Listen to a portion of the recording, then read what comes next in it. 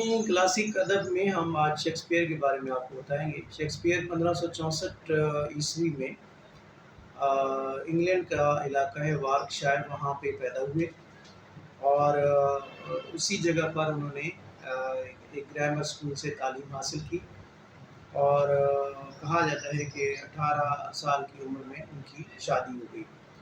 شادی کے بعد وہ لندن آ گئے، جو کہ ظاہر ہے اس وقت ایک بڑے شہروں میں اس کا شمار ہوتا تھا، بڑا شہر تھا، اور وہاں پر آ کر وہ گلوب تھیٹر کے ساتھ منسلک ہو گئے اور اس کے لیے انہوں نے ڈرامے لکھنا شروع کیے۔ ان کی جو تصنیفات ہیں، خاص طور پہ جو انہوں نے ڈرامے لکھے، ان کا دور جو ہے وہ 16ویں صدی کا آخر اور 17ویں صدی کی شروعات ہے، یعنی 1591 عیسوی سے لے کر 1613 کے درمیان جو ہے وہ انہوں نے ڈرامے تخلیق کیے۔ اور شیکسپیئر کے ڈرامے کے بارے میں آپ کو معلوم ہونا چاہیے کہ انجیل کے بعد سب سے زیادہ اس کے ڈرامے دنیا میں تراجم بھی ان کے ہوئے اور وہ چھپے بھی سے، اور یہ بھی کہا جاتا ہے کہ انہوں نے، چونکہ انگریزوں نے پوری دنیا پر حکومت کی ہے، تو لہٰذا وہ جہاں پہ بھی گئے ہیں تو شیکسپیئر اور انجیل جو ہے نا، وہ دونوں ان کے ہاتھ میں یہ چیزیں تھیں اور انہوں نے دنیا بھر میں ان دونوں کو متعارف کروایا۔ ان کا پہلا مجموعہ جو ہے ڈراموں کا وہ 1663 میں چھپا اور اس کا نام تھا فرسٹ فولیو۔ انہوں نے 3 طرح کے ڈرامے لکھے، تاریخی ڈرامے بھی لکھے، تربیہ بھی لکھے اور المیہ بھی لکھے، اور ان کے مشہور ڈراموں میں ہیملیٹ ہے،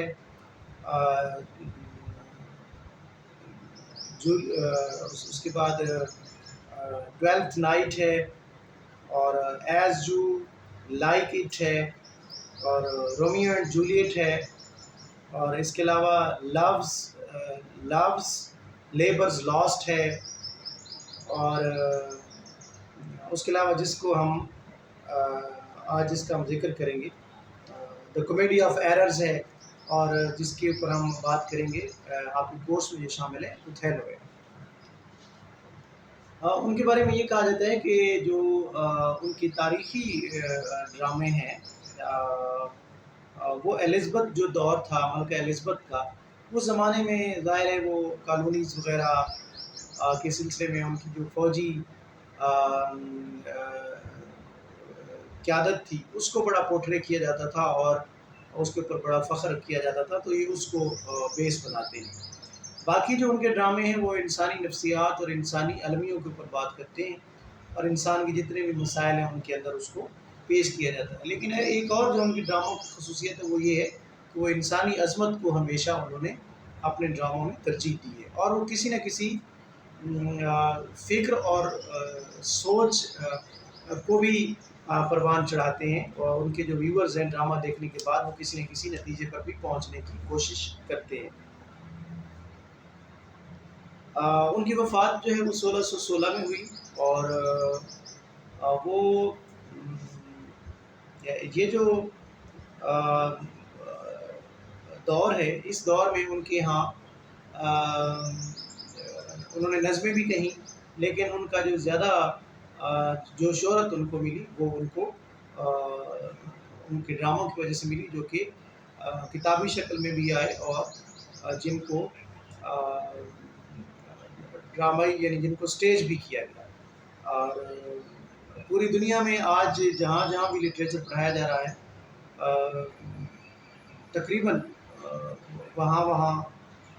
اس کے ڈرامے شیکسپیئر کے موجود ہیں اور سٹیج ہوتے ہیں، اور خاص طور پر ان ملکوں میں تو ضرور گئے ہیں ڈرامے جہاں پہ انگریز نے اپنی کالونیز بنائی اور وہاں پر انہوں نے حکومت کی، جس میں کہ ہمارا خطہ یعنی سب کانٹیننٹ بھی ہے، یہاں پر بھی وہ آئے اور ایک خاص اثر وہ ڈال کے گئے، اور شیکسپیئر کا جو اثر ہے وہ ہمارے ادب پر بھی پڑا، تو اس لیے آپ کہہ سکتے ہیں کہ وہ اس سلسلے میں ایک اہم ادیب یا ایک اہم ڈرامہ نگار مانے جاتے ہیں۔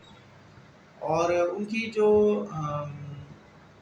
خصوصیت ایک اور ہے وہ یہ ہے کہ انہوں نے جو ڈرامے کی صنف تھی یونانیوں کے بعد، اس کے اندر ایک نیا یعنی موڑ اس کو دیا، اور نہ صرف اس لیگیسی کو، وہ جو روایت تھی اس کو मजबूती से आगे बढ़ाया, बल्कि उसमें जो उनका जो अपना दौर है, जो उनका जदीद दौर है, उसको उन्होंने उसके अंदर पेश किया। और उन्होंने यूनानी जो तनकीद है और यूनानी जो अदब है, उसके ऊपर तनकीद भी की। और उन्होंने कहा जी कि उनका जो लिखा हुआ जो भी कोई उन्होंने राय दी है या उन्होंने अदब पेश किया है, वो हरफ आखिर नहीं है। यूनानियों के यहाँ अपना एक उनका दौर है, गुजर चुका है, अब दौर तब्दील हो चुका है, लिहाजा हमारे अपने ज़माने के जो मसाइल हैं वो और तरह के हैं, लिहाजा उसको हम उस तरीके से पेश कर रहे हैं। तो यूँ जो यूनानी ड्रामा है, जो यूरोपियन अदब की तारीख़ में एक बहुत बड़ा उनका किरदार था,